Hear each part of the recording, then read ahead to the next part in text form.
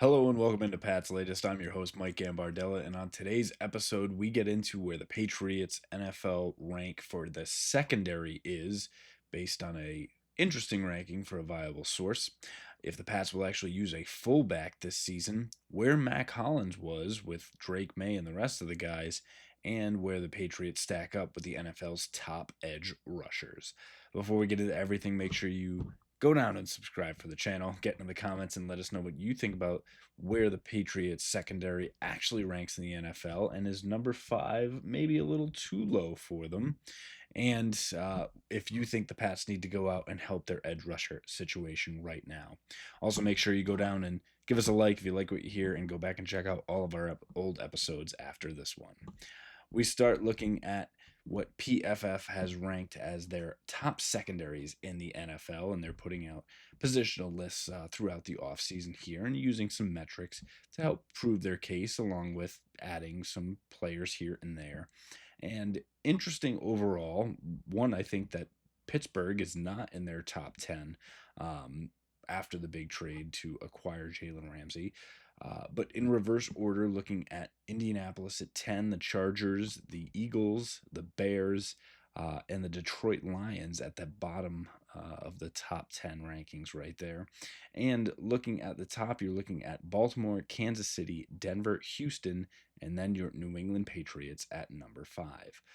I think it could be tough to put anyone else other than Baltimore up there right now, and Kansas City, obviously being in the Super Bowl, should be there as well. Philadelphia winning the Super Bowl, maybe not being in that top 5, a little bit of a surprise.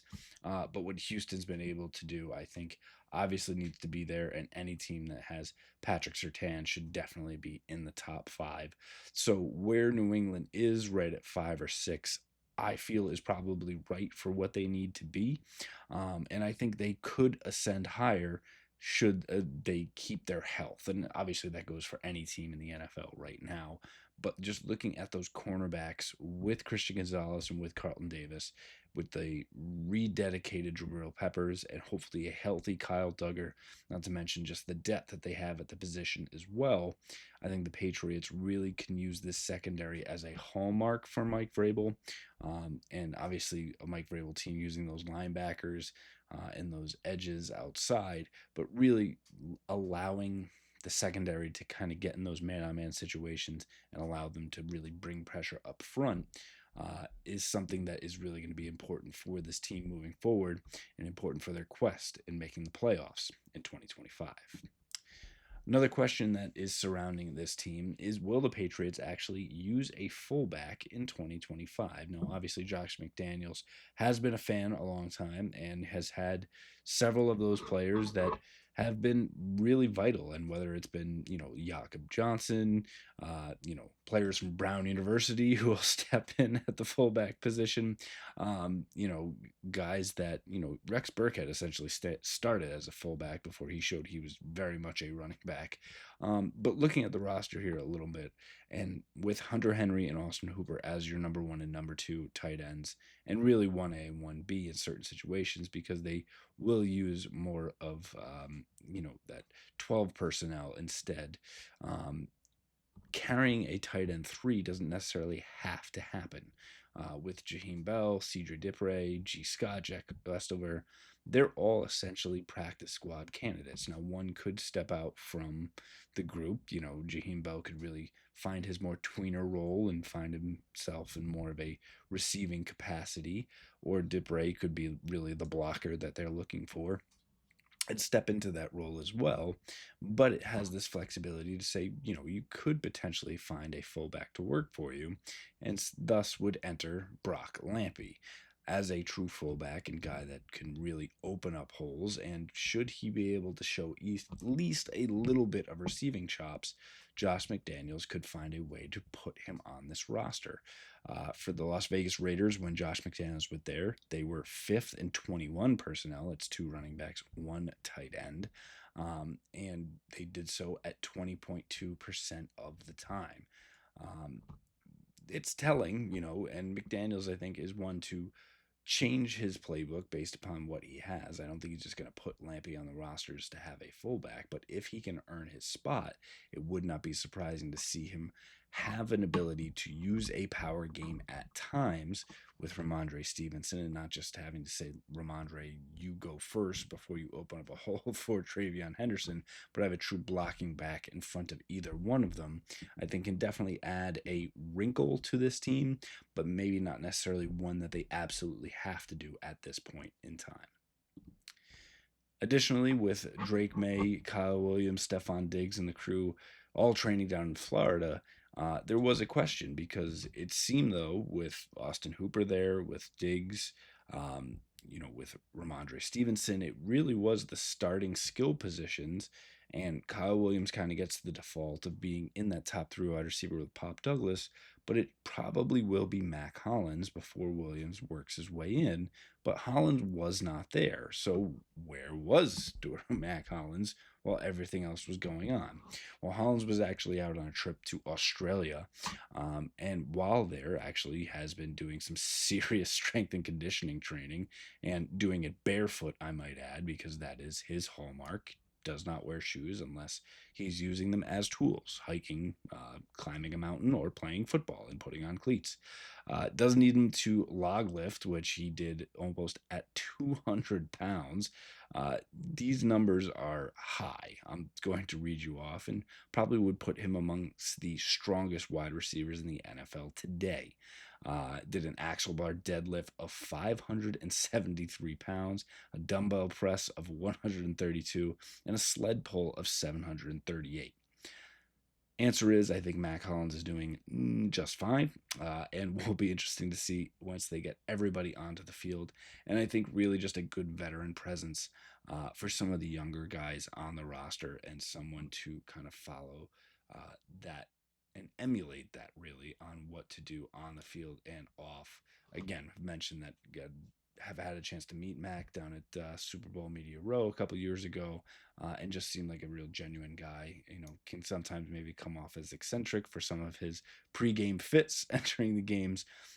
But again, I think all in all, Mac Hollins will be a guy that is just great for the Patriots wide receiver room and the Patriots overall. And hopefully he can be as equally impressive on the field this season. And finally, we look at some of the top edge rushers in the NFL. ESPN releasing their top 10 list, but that did actually put through their top 10 as well as those honorable mention selections, and then any player receiving a vote in their ranking system. The Patriots, not anywhere near the top 21. Now, obviously, they didn't put out where those full rankings were, but some takeaways, the usual suspects are there, whether it's TJ Watt, whether it's Myles Garrett, Max Crosby, those are going to be your top guys up there. And a little interesting and maybe fair is that there is not a lot of AFC East representation. There were only two players on that entire list of the top 21, and they were only receiving votes. Greg Russo from the Buffalo Bills and Chop Robinson from the Miami Dolphins. So again, it keeps it fairly open, but this also tells us another thing, and that is why the Patriots are constantly linked to players that could be available in the rumor mill, if you will. We've talked about TJ Watt, we've talked about Micah Parsons, and the other guy that we'll have to continue talking about is Trey Hendrickson, because he and the Cincinnati Bengals seem to be at a stalemate and what they want to do with his contract, and if they're going to pay him, or if they're going to move on, or just let him sit out the season entirely to make a true point of the matter. What it says is that the Patriots have something to prove at the edge rusher position. Harold Landry does come in, but again, I think more of an impactful player in an X's and O's standpoint versus someone that's going to come out and get you 15 sacks. Keon White, they're expecting a lot from a physicality and up from the numbers in that perspective as well. Excuse me. And getting Clavon Chasen in there as well as Brady Swinson. There is opportunity for a lot of young guys to take steps forward, but that's not going to get you into the impactful players list right now.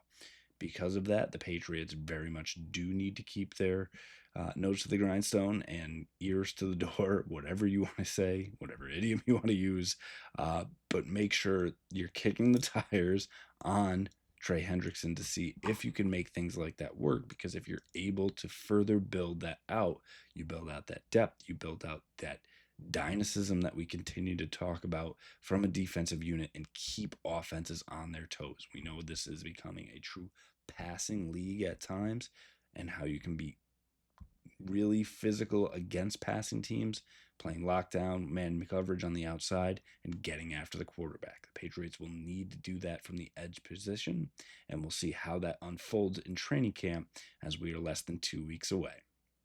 That'll do it for us here on this episode of Pat's Latest. Again, make sure you go down and subscribe for the channel and get in the comments. Let us know what you think about both the Patriots secondary and the edge rush position. Are they set? Do they need to add somebody else? Or is there a player that we're not quite talking about yet? Also, make sure you go down and give us a like. Go back and check out all of our old episodes as you get caught up on everything that's going on for the New England Patriots before training camp kicks off. We will continue to have everything for you right here on Pat's Latest. Fight on, Foxborough.